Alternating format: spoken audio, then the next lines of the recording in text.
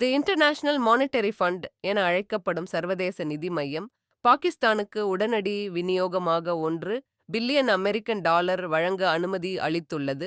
மேலும் கூடுதலாக 1.4 billion American dollar நிதி விடுவிக்க உள்ளது. எனவே இது மொத்தம் 2.4 பில்லியன் அமெரிக்கன் டாலர் ஆகும்.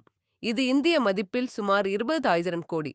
பாகிஸ்தானுக்கு வழங்கப்படும் கடனுக்கு இந்தியா வாக்கெடுப்பில் பங்கேற்கவில்லை. IMF-இல் எதிர் வாக்கு என்றொரு முறை இல்லை. நாம் வாக்களிக்கலாம் அல்லது விலகிக் கொள்ளலாம்.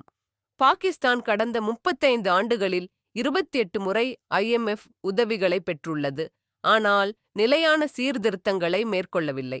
பாகிஸ்தான் இராணுவத்தின் பொருளாதார மேலாதிக்கம் மற்றும் வெளிப்படைத்தன்மையின் குறைபாடு குறித்து இந்தியா கவலை தெரிவித்தது. இந்தியா வாக்களிப்பை தவிர்த்து கொண்டது. மேலும் IMF நடைமுறையின் ஒரு பகுதியாக இந்தியா இதற்கு எதிராக வாக்களிக்க எந்த ஏற்பாடும் இல்லாததால் மட்டுமே இந்தியா வாக்களிப்பை தவிர்க்க முடிந்தது. பாகிஸ்தான் தொடர்ச்சியாக எல்லை தாண்டி பயங்கரவாதத்தை ஆதரிப்பதை இந்தியா கண்டித்தது.